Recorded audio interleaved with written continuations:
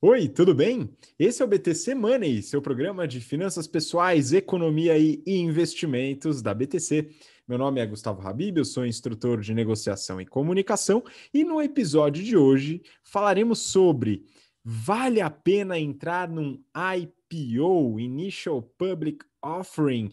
Vale a pena? Como que a gente entra, né? Como funciona a estrutura de um IPO? O que é um IPO, né? E a gente vai discutir aqui ao longo do episódio como que você, investidora, investidor, vai tomar essa decisão de entrar ou não num IPO. Lembrando que aqui a gente não dá nenhuma recomendação de investimentos, né? A gente vai falar de alguns exemplos, alguns casos, mas certamente, até porque o IPO já foi dos casos que a gente vai falar, né? Mas não fazemos aqui as recomendações de investimentos. É muito importante que você adquira conhecimento, tenha suporte sempre que possível de um profissional dedicado ao seu perfil de investidor, à sua estrutura, à sua carteira, sua disposição a risco para tomar a melhor decisão possível. E para me acompanhar nesse episódio, estou aqui com o Rafael Lopes, instrutor de risco, performance e renda fixa do nosso curso de mercado financeiro, que já já vai começar o General Finance Program. Fala, Rafa, tudo bem? Fala pessoal, prazer estar com vocês novamente. Bora para mais um BTC Money. Vamos lá, e também conosco aqui Marco Barros, instrutor de investimentos do GBP. Fala, Marquinho. É isso aí, Habib, é isso aí, Rafa. É sempre um prazer, uma honra estar aqui participando do BTC Money com vocês, com esse pessoal que está assistindo a gente, ouvindo a gente através dos podcasts. Nesse que é o nosso episódio de número 81, Habib. Vamos que vamos! Muito bom. Primeiro eu queria passar o recado para você que está ouvindo a gente pelo BTC Cast ou assistindo pelo YouTube. Entra lá no YouTube, se você está no podcast, né? E se inscreve no canal. A gente tem mais conteúdos lá também. Você pode acessar todo o histórico. Curte o vídeo também para ajudar a trazer mais pessoas para esse conhecimento, né? E deixa nos comentários alguma sugestão de tema que você gostaria que a gente comentasse aqui também nos próximos episódios. E claro, se você quiser conhecer o nosso curso voltado para quem quer se desenvolver no mercado financeiro com tudo, né? Trabalhar em bancos de investimento, fundos de investimento, private equity, né? Tesourarias de bancos, as carreiras mais promissoras do mercado financeiro, conheça o General Finance Program, com inscrições aqui no link na descrição. Bom, vamos lá, pessoal. Marquinhos, é o seguinte, a gente vai falar sobre entrar em IPO porque é um assunto que alguns alunos e alunas pediram para a gente comentar e tal, mas eu acho que é importante a gente dar um passo atrás aí e falar um pouco sobre o que é um IPO, né? Explicar um pouco desse processo, né? E diferenciar algumas outras operações no mercado financeiro. Então, vamos lá, a palavra está contigo. Excelente, Habib. Começando pelo começo, assim que é bom. O que é um IPO? Initial Public Offer. É quando é um processo na qual existe uma oferta de ações e essa oferta se dá pela primeira vez. Por isso, Initial Public Offering. No sentido de oferta pública, não no sentido de estatal, mas no sentido de que qualquer indivíduo, empresa, consegue ter acesso através do mercado de ações. Então, quando uma empresa ela precisa captar recursos e a escolha dela é captar recursos através de ações, e ela ainda não tem ações ainda na Bolsa de Valores, essa primeira oferta de ações é chamada de IPO, perfeito? Se a empresa, Habib, já tem ações na Bolsa, e aí ela precisa lá de dinheiro para algum tipo de projeto, a sua estrutura de capital, e ela vai emitir novas ações ou vender mais ações, isso é chamado de follow-on. As duas estratégias, os dois processos têm o mesmo conceito. É uma empresa ou um projeto emitindo ações na bolsa ou vendendo ações na bolsa. Só que a primeira vez que a empresa faz isso, o empreendimento faz isso, isso é chamado de IPO. Como eu falei, existem dois motivos assim por trás do qual a empresa precisa captar dinheiro. Tá?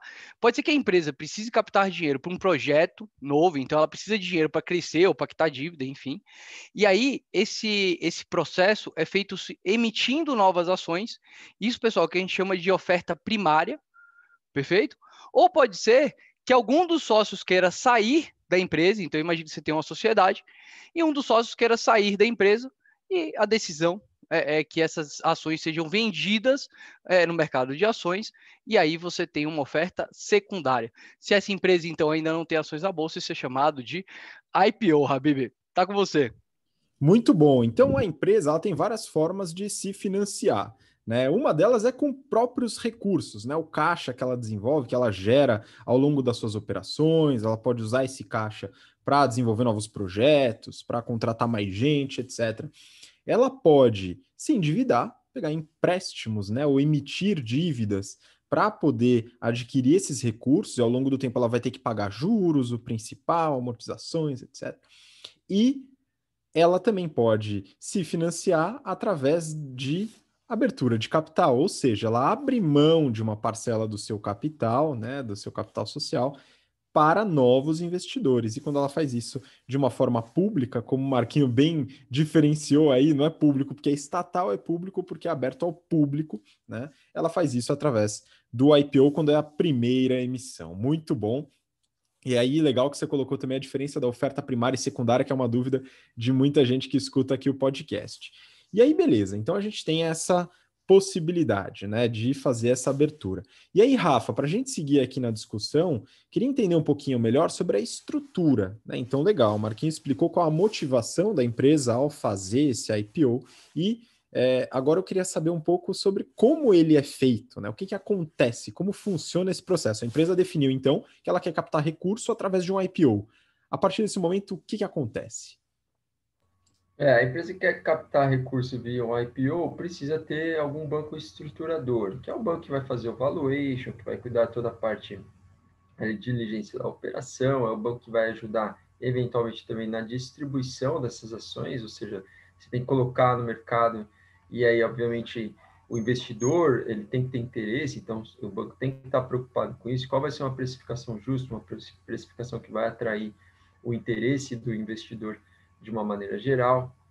Então, precisa dessa figura do banco, né? Precisa da figura do estruturador. Eventualmente, poderia ser até uma boutique de investimento, alguma coisa assim, especializada em algumas operações de mercado de capitais, mas não é o que a gente vê. Comumente, são os grandes bancos. Então, você sempre vê lá Itaú, o Bradesco, o Safra, o Credit Suisse, são esses grandes bancos que são sempre por trás dessas operações de abertura de capital na bolsa. Mas vamos entender um pouquinho como é que se dá a relação. Então, basicamente, são três entes, vamos dizer assim, que é o estruturador, a própria empresa e o investidor do outro lado.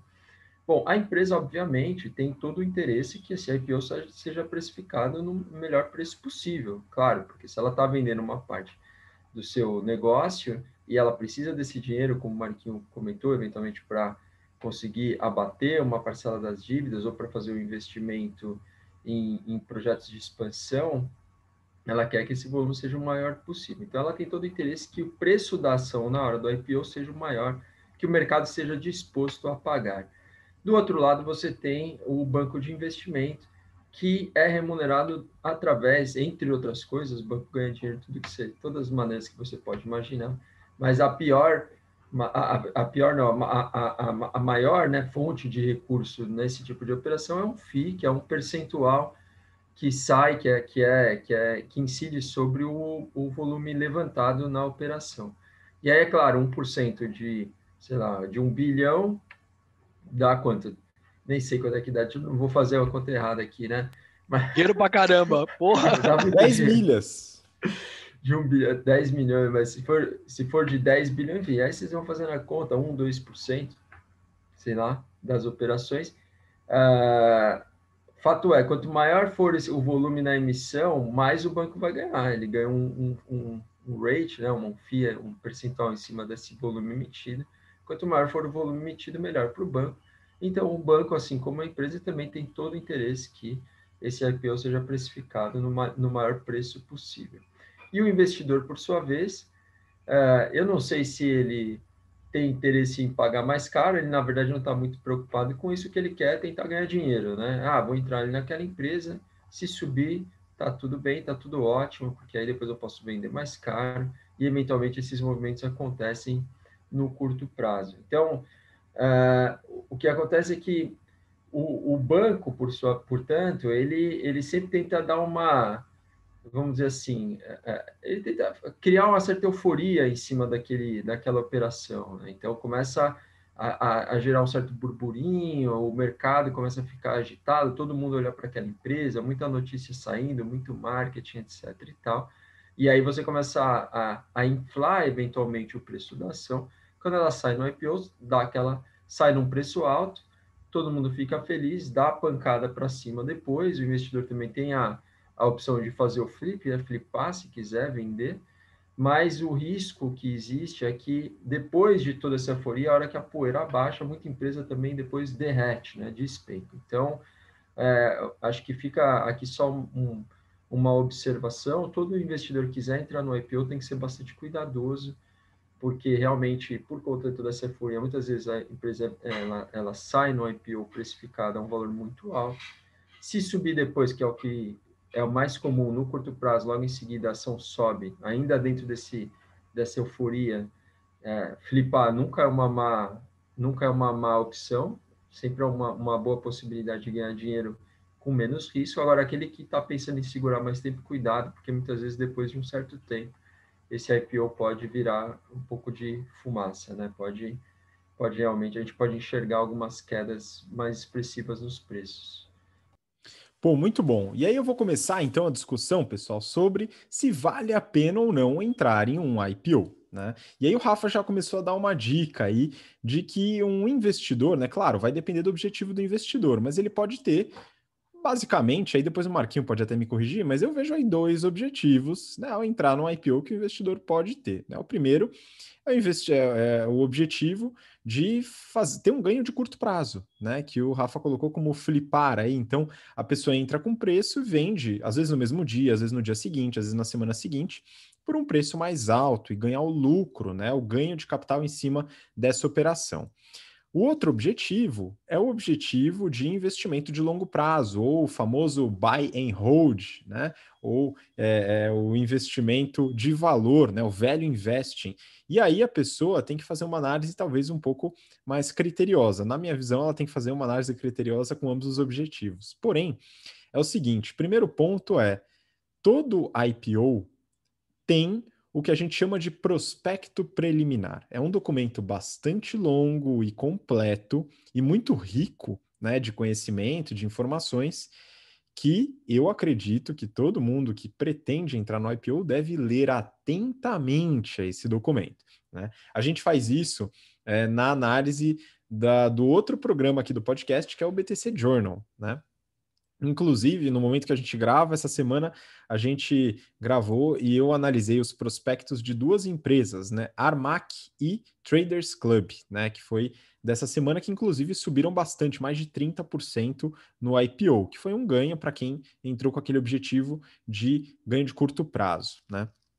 Enfim, o prospecto ele é uma grande fonte de conhecimento. E aí vale só um disclaimer aqui antes de passar a bola para o Marquinho. A BTC, a Business Training Company, é uma escola de negócios. A gente tem como missão desenvolver os melhores profissionais do país e, quiçá, do mundo, né? Mas a gente ensina o pessoal a trabalhar muito bem e desenvolver sua própria empresa, né? Porque é isso que dá dinheiro, viu, pessoal? Muito mais do que investir. Investir acaba protegendo o patrimônio e pode alavancar, porém, o trabalho traz uma bela remuneração importante para o investidor. Por isso, a gente faz e recomenda a análise desses prospectos para aprender sobre negócios. Porém, você que está aprendendo sobre negócio também pode usar eventualmente para investir, né? Então, isso é muito importante para quem vai investir, mas é importante também para você que quer aprender sobre negócio e não só investir. Eu falo isso porque às vezes eu fico meio inconformado, viu, Marquinho? Porque o pessoal às vezes quer pular etapas, né? E começa a investir e fala: não, agora eu vou ganhar meus dividendos, eu vou ganhar, vou fazer uma operação aqui para um ganho de capital, e aí o ganho de capital é responsável pela pessoa conseguir comprar um temaki no fim do dia, né? Mas a gente quer que a pessoa trabalhe bastante para que o ganho de capital possa render para a pessoa uma casa, um carro, um helicóptero, quem sabe, né? Então, aqui eu acho que é importante você ter essa noção de que prospecto preliminar de IPO, a menor importância dele é para investir, tá? A maior é para você aprender sobre negócios e ser um profissional, uma profissional de alta produtividade que consiga desempenhar bem aonde quer que você esteja. Enfim, fazendo esse pequeno disclaimer, agora eu passo aqui para o Marquinho para falar um pouco de o que a pessoa deve levar em consideração para entrar ou não num IPO. Excelente, Habib, excelente ponto, né? E antes de falar sobre IPO, para investir precisa efetivamente acumular dinheiro, né? E para as pessoas que não nascem, né, ou casam com pessoas que têm dinheiro, a única maneira de pagar os boletos e acumular para virar investidor é trabalhando, então vamos que vamos. E aí, falando sobre IPO. Bom, o IPO, né, nada mais é do que uma oferta de ações, e uma ação é uma parte da receita de uma empresa, né? Então, se a gente olha a longo prazo ou mesmo a curto prazo, antes de efetivamente comprar a ação, a gente precisa primeiro conhecer a empresa. Pô, é uma empresa que dá certo, que tem bom potencial de crescimento, está bem posicionada, né? Segundo, né, que eu acho importante, mas nem todos os investidores acham importante. Pô, essa empresa gera dinheiro efetivamente, né, dá lucro, porque quando você compra uma participação numa empresa, você espera receber lucros, né, ou dividendos daquela empresa no futuro. E terceiro, né, por último, o valor que estão cobrando por essa ação faz sentido pelo que efetivamente ela representa, né? Às vezes a gente vê no IPO uma alta demanda por ações, né? Então o dinheiro está sobrando no mundo, né? Os governos não param de imprimir dinheiro, beleza? Então está cheio de gente lá investindo. Inclusive a gente falou, né, alguns episódios atrás sobre SPACs, né? Que é como se fosse um IPO de uma sociedade que nem tem, né, operação, né? Então e esse negócio está bombando. Então quando tem um IPO, e aí a gente pode até justificar esses aumentos desses IPOs recentes que tiveram, porque tem muito dinheiro rodando, né? E aí, quando você tem um IPO, você vai lá, ó, vou emitir 100 mil ações. Só que o mundo quer comprar 1 milhão das ações. Então, cada um que quer comprar 10 só consegue comprar uma ação. Então, lá quando a empresa efetivamente começa a ser negociada em bolsa, toda essa galera que continua querendo ter aquela ação por aquele preço começa a comprar. Né? E aí você tem essas coisas de ação subindo 30%, tem ação que sobe 100% no primeiro dia. E aí, Rafa, por mais que você olhe no objetivo, caramba, essa empresa é muito boa, tal, você comprou no dia seguinte, você já ganhou 100 vezes, é difícil não flipar, né? É difícil não chegar e falar, ó, vendo esse negócio, já lucrei 100 vezes, vamos ver o que dá, né? Mas eu acho que a grande, Habib, eu acho que a grande resposta, assim, é uma empresa, você tem que olhar, se você olha assim como o investimento em ações, você tem que olhar a empresa e o que ela dá para o futuro, né? E principalmente, né? Se você pensa em não pegar essa empresa e buy and hold, né? Pegar e ficar com essa empresa pelo resto da vida, se você pretende ela vender ou no primeiro dia, ou nos próximos meses, né? O que o pessoal chama de swing trade, né? Então você compra e vai pegando movimentos de mercado, a grande resposta vai ser qual é o preço que está sendo lançado, né? E qual a demanda, né? Porque quanto maior a demanda por aquela ação, maior tende a ser o preço, né? Então acho que a gente tem que olhar esses pontos antes de efetivamente entrar no IPO. E obviamente o prospecto, né? Tá lá. Boa, não, mas essa questão da demanda, Marquinho, é muito importante, porque muitas vezes isso influencia muito mais do que os fundamentos da empresa, né? Então, se existe um desejo muito, e a gente acompanhou isso com uma série de empresas que não eram lucrativas, por exemplo, né? Que tiveram um IPO de sucesso, com o crescimento das ações ao longo dos primeiros dias ou até meses, de empresas deficitárias, né?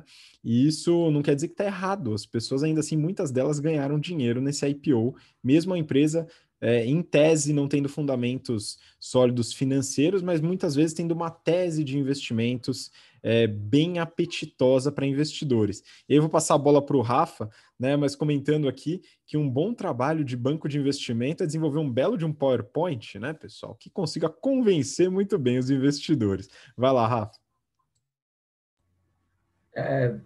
Vamos lá, também não vamos ser tão maldoso, né? É claro que esse trabalho ele é complexo, o investidor também não é tão ingênuo, mas principalmente o investidor pessoa física, esse sim, muitas vezes entra nesses movimentos de uma certa euforia.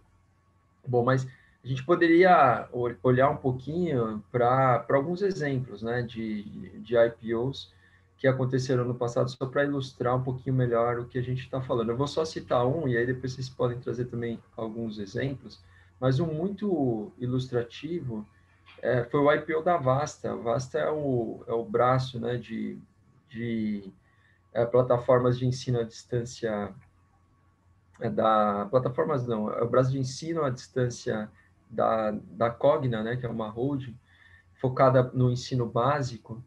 E essa empresa, quando foi listada, o IPO dela aconteceu não faz muito tempo, faz alguns meses. Quando ela foi listada, ela saiu com um preço perto ali, mais ou menos, uns $20 por ação. E se você olhar hoje quanto ela está sendo negociada no mercado, ela está sendo negociada mais ou menos 7. Então, teve ali, saiu realmente num preço bastante inflado, depois, claro que teve todo o problema que ainda está batendo muito no setor de educação, que é toda a questão ligada à Covid, que obviamente impacta e muito, né? Então, também, nesse caso específico, teve isso, mas é de se questionar se, pô, será que $20, alguma coisa perto de $20, era o preço justo para essa ação naquele momento, né? E por que caiu tanto depois? Então, a $7, aí a gente já começa a fazer uma avaliação se já seria o caso de ter uma reversão, se esse preço vai começar a subir ou não, mas o fato é que caiu bastante. Então, certamente houve euforia. Se a gente olhar para as notícias, para a época, né, quando essa empresa foi listada, e ela foi listada na Nasdaq, apesar de ser uma empresa de educação, ela, por ser um sistema digital, né, um sistema de ensino à distância, a ideia aqui é que a gente sempre pensa naquela coisa da exponencialidade, da possibilidade de atingir um mercado muito grande e numa velocidade muito rápida, né? Então, por conta disso, os valuations saem lá em cima, mas aí depois ela realmente sofreu bastante e caiu bastante. Então, esse é um dos exemplos do investidor que se entrou no IPO, não se deu muito bem, não teve muito sucesso com o próprio investimento, né? Teria perdido mais de metade, mais de 50%. Agora, cenas do próximo capítulo, vamos ver o que vai acontecer. Sem entrar no mérito do potencial da empresa ou não, enfim, características mais específicas sobre a gestão, tudo isso. Tem muita coisa legal para discutir, mas falando especificamente do IPO, foi uma experiência, né, para o investidor que certamente não trouxe muitos ganhos financeiros. Pois é, e aí, bom, só para dar um exemplo da outra vertente que foi curioso, foi o caso da Melius, né? A Melius negocia na B3, né, com o ticker Cash 3, né? Eu gosto do ticker, bem legal. O Rafa, ele tem uma visão talvez um pouco mais otimista dos investidores. Eu já tenho uma crença, talvez por estar muito imerso na economia comportamental, de que o nome do ticker influencia a compra da ação, tá? Então, enfim, mas isso é só uma estimativa minha, né, para não dizer um chute, mas eu acredito que isso pode acontecer. De qualquer forma, né, uma empresa que tem seus fundamentos, uma boa tese de investimentos e deu muito certo. Né? A empresa, só no dia do IPO, ela teve um upside, né, um aumento ali do valor das ações de mais de 50%, o que, como o Marquinho falou, né, faria com que muita gente flipasse, né, vai lá e vende, né, ganhou 50%, e se a pessoa flipasse, ela ia perder a chance de ganhar no período de, vamos dizer assim, 6 meses, 450%, porque ela foi subindo, subindo, subindo. E aí você tem essa problemática também, né, da pessoa que faz aquela análise, bom, já ganhei bastante, mas depois perdeu. Isso, claro, se a gente pegar o extremo, né, a gente tem o caso da Magazine Luiza, né, que começou ali açãozinha pequenininha, pequenininha e explodiu depois de alguns anos, né, e muita gente saiu nesse inteirinho. Então, um caso aí, né, a gente tem um caso de sucesso, um caso de não tão sucesso na entrada do IPO, mas eu acho que a gente pode sumarizar com algumas coisas que a gente conversou aqui, que é, primeiro, entender o objetivo na entrada do IPO. Né? Então, já definir o objetivo de antemão é algo prudente, de certa forma. Né? Então, você vai entrar para ter um ganho de curto prazo, legal, faz essa definição, arque com as consequências futuras. Vai entrar por causa dos fundamentos da tese de investimentos, para aguardar essa ação por um bom tempo, aguardando eventualmente dividendos no futuro, ou até a venda posterior, mas depois de um bom tempo, legal, tem esse objetivo em mente. Entender a demanda. Tem IPOs que não saem. Né? Um outro exemplo aqui, IPO que não saiu, Madeiro. Foi um IPO que não deu certo, não foi apetitoso aos investidores. Né? Se será algum dia, já não sei, mas estão tentando de novo.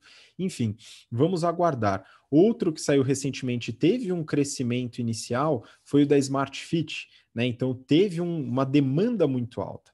E essa análise da demanda é muito importante. Terceiro ponto, o prospecto. Analisar o prospecto. Ah, mas eu assino uma casa de análise e ela faz isso para mim e tal. Legal, não é nenhum problema. Porém, é importante se você também tiver essa noção. Certo, Marquinho? É isso aí, mestre Habib. Uma coisa muito boa das empresas que são listadas publicamente, né, as empresas públicas, é a transparência, né? Então, uma empresa listada, ela tem certas regras de emitir todos os relatórios de ganho, todos os demonstrativos financeiros. Isso é muito bom, né? Inclusive, é uma coisa muito legal para normalmente aumentar a governança de até empresas que normalmente são familiares ou pequenas. Pô, abre capital, né? Você tem ali uma série de requisitos que são bons para a própria empresa, né? E no IPO, Habib, a gente não tem o track record, né, Rafa? A gente não tem o que a empresa efetivamente teve como resultado no passado. Você não consegue, esses dados ainda não estão públicos. E eles ficam públicos através do prospecto, tornando muito, muito, muito importante, né? Se você quer investir no IPO, entende, óbvio, como que está o mercado, a demanda, porque isso vai influenciar mais no preço do que o prospecto. Mas se você pensa no cara, lê o prospecto, vê aquilo ali, tem que tomar cuidado, né? Então, o próprio BTC Journal, nosso programa aqui, analisa vários prospectos que claramente a empresa, pô, quer abrir capital, então vai lá e força a venda, né? Consome caixa, enfim, existem várias estratégias que a empresa pode fazer para na hora do prospecto falar, olha o meu tamanhão aqui, né? Então tem que analisar com bastante cuidado isso daí, Habib. É isso que eu tenho para hoje. Manda bala. Muito bom. Rafa, se tiver algum ponto para adicionar aí, manda bala, senão a gente já pode encaminhar para o final. Não, acho que é isso. Com a enxurrada de dinheiro, né, que o Marquinhos até mencionou, teve muito IPO acontecendo. Tem uma boa perspectiva de IPOs para o futuro próximo aqui na própria B3. Então, fiquem de olho. Efetivamente, não dá para nunca a gente generalizar. Tem coisa boa, tem coisa que às vezes está um pouco forçando a barra. Mas pode ser sim, uma boa possibilidade de investimento, né? Então é isso, pessoal. Um grande abraço para todo mundo. Até o próximo BTC Money. Valeu, Rafa e Marquinho. Manda seu recado final, então. É isso aí, só agradecer a participação de cada um de vocês. Aquele abraço e até o próximo BTC Money. Tá com você, Habib. Muito obrigado, pessoal. Obrigado você que acompanhou até agora. Muito cuidado nos seus investimentos, uma análise por objetivos, entender demanda, estudar bastante a empresa. Lembrando que qualquer ação é um pedacinho de uma empresa que opera, que tem funcionários, que tem gestores, que tem estratégia. Então, dá uma olhada com detalhe, até para aprender, como a gente insiste muito aqui dentro da BTC. Muito obrigado e a gente se vê então na próxima semana para o BTC Money. Um grande abraço, até lá. Tchau, tchau.